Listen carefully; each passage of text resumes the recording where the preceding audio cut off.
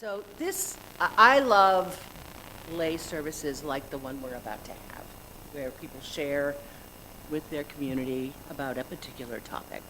And this service had a number of inspirations for coming together, and one of them is a clip I'm about to show you from a comedy stand-up routine by Brett Goldstein. Any of you who saw Ted Lasso would, yeah. Roy, who was the character played by Brett Goldstein, is one of my absolute favorite characters. But trigger warning, there's some salty language in this clip. So, Wes, you probably heard these words before. I'm just not going to really apologize for them. And if you have never heard these words before, I don't know why you're at this church. Okay. So with that, I'm going to ask Jeremy to play the clip. Which is all well and good, but I have had to continue living ever since. And if I'm completely honest, I do find myself most days at some point going, what's the f***ing point anymore? When I did Sesame Street, people said to me, oh, it doesn't get better than that. I then went to the White House. It doesn't get better than that. Like, yes, I met the president, but he's not Big Bird. And I truly worry that if I ever have a kid, and one day my kid says to me, was the day I was born the best day of your life? I'll be like, no. Obviously not. Have you met f***ing Elmo? Because I have. You arrogant piece of shit. And if Joe Biden had had flaming hot Cheetos, you'd be number 3. What else did I want to tell you that's...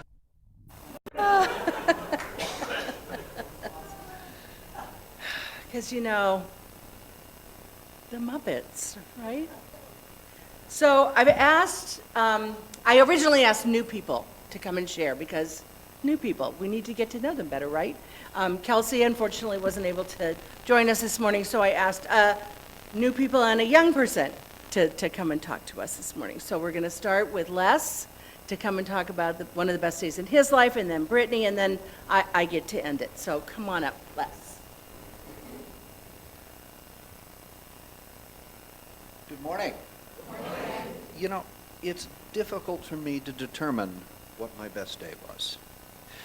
Truth be told, there have been quite a few of them.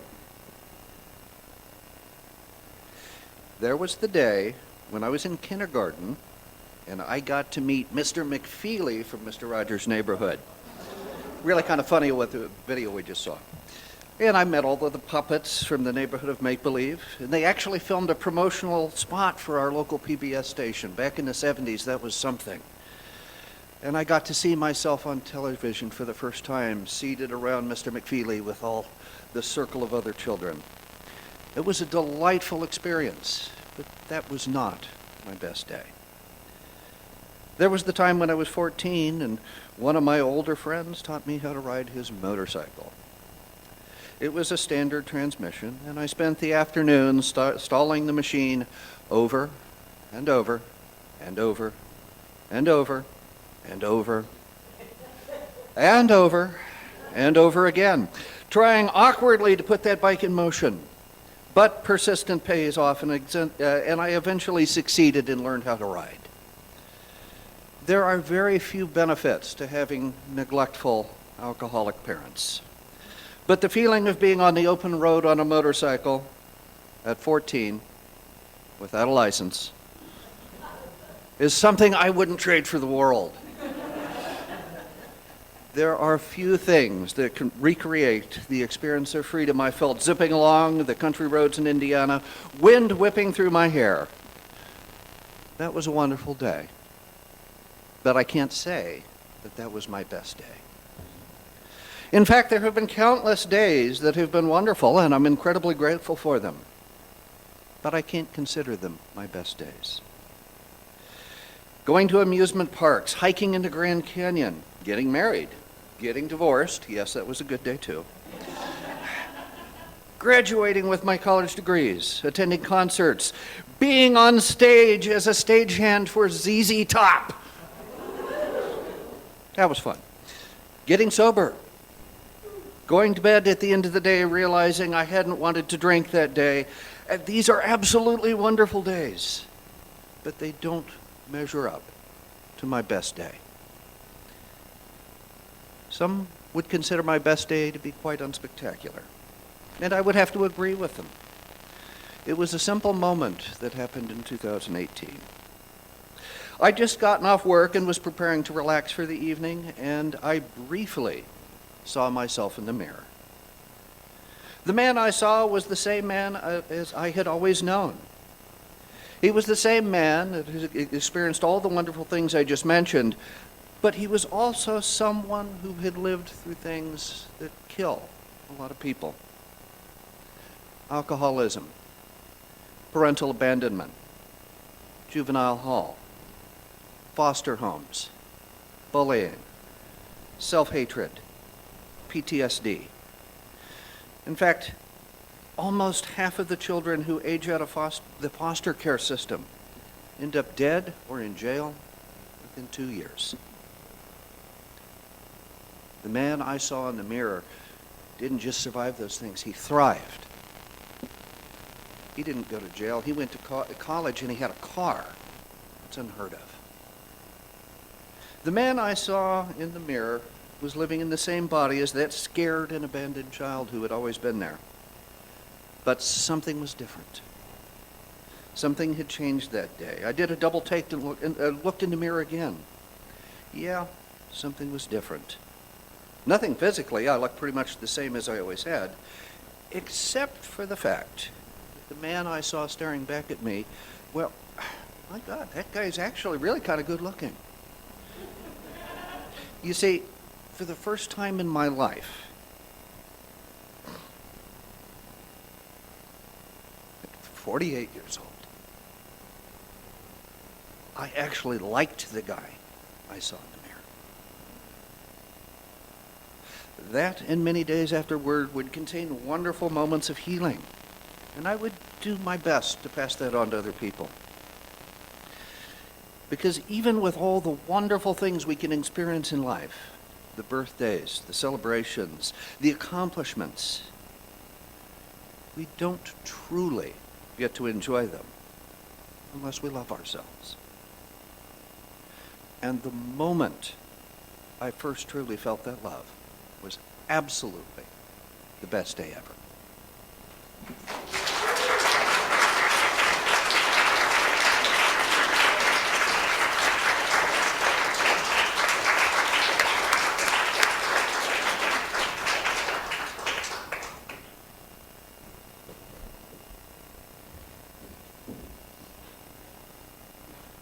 Hey guys, so I actually didn't prepare anything for today.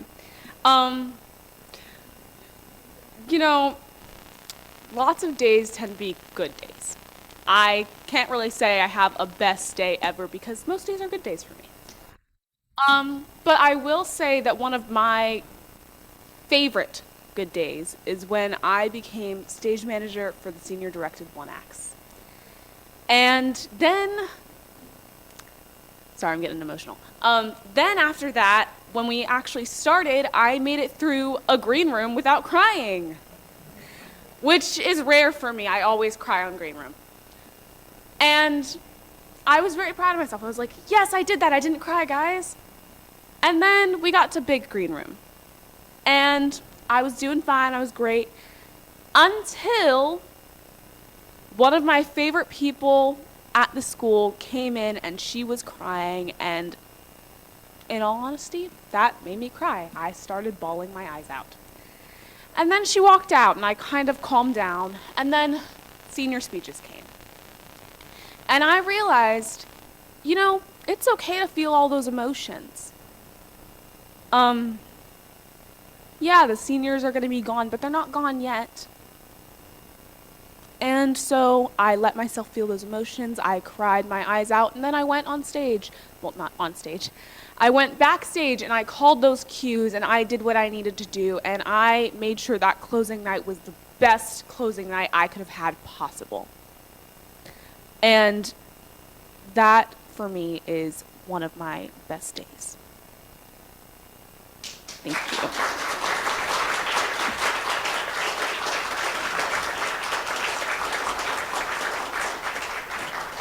And I don't believe you because your mother told me you were working on it. So my turn. I've had I've been blessed. A lot of good days. Some shitty days, but a lot of good days. I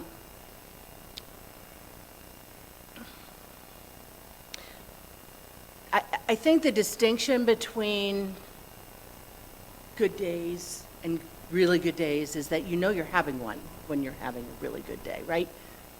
And I remember one really good day where while I was experiencing it, I was like, oh, this is a day for the books. And it was right here in this church. And a bunch of you were here with me. And you probably felt like it was a pretty damn good day, too.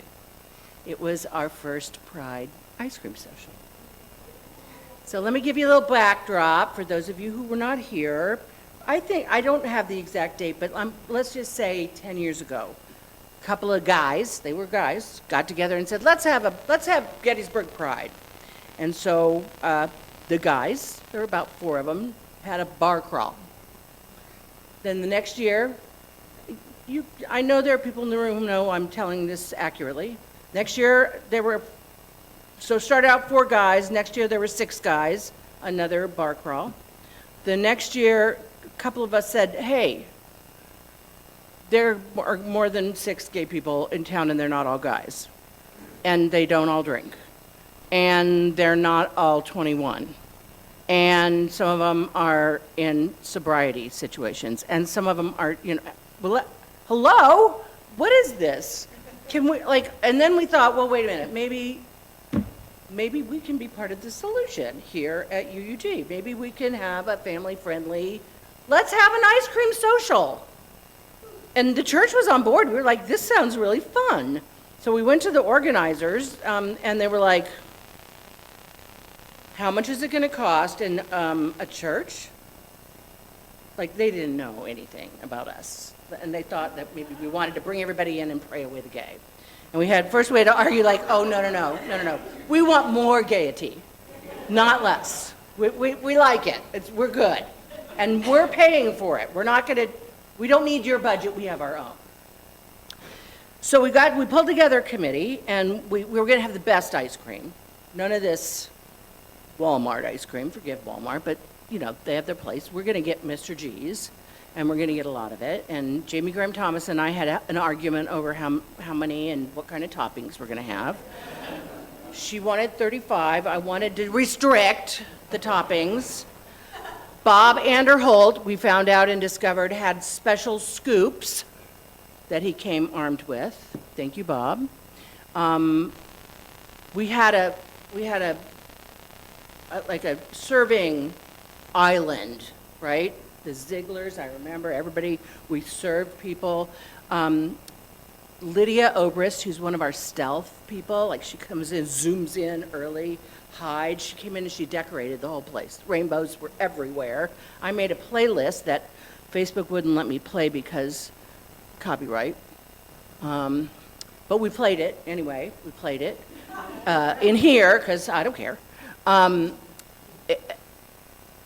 We fed ice cream sundaes to over 300 people in this little building. We violated, Pete? Go on. Yeah.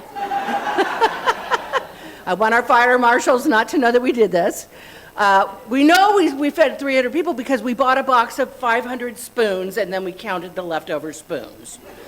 There were children, teenagers, old people. Our people, I think I remember y'all were sitting over here.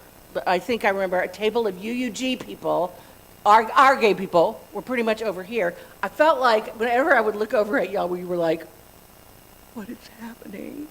And I was too. I was like, what is happening? Chad Allen came in and he was like, what is happening? I mean, he was shocked beyond belief. We all were. We all were a little bit shocked.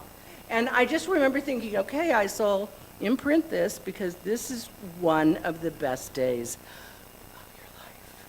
And it's never fully been recreated because we really realized in retrospect upon debrief that we really should not have 300 people in the building, that we should really be in the parking lot. And then, COVID hit, and then we really shouldn't have that many people. And then popsicles really are more hygienic. So let's do popsicle. It's just never going to be that much fun again for as long as we live. But I hope I feel that way one more time at least. Just one more time. That wonderful. And it really opened up a whole, like, now everybody knows. There's no secret in this town that we're wide open for everybody. And thank you for letting me share that with you.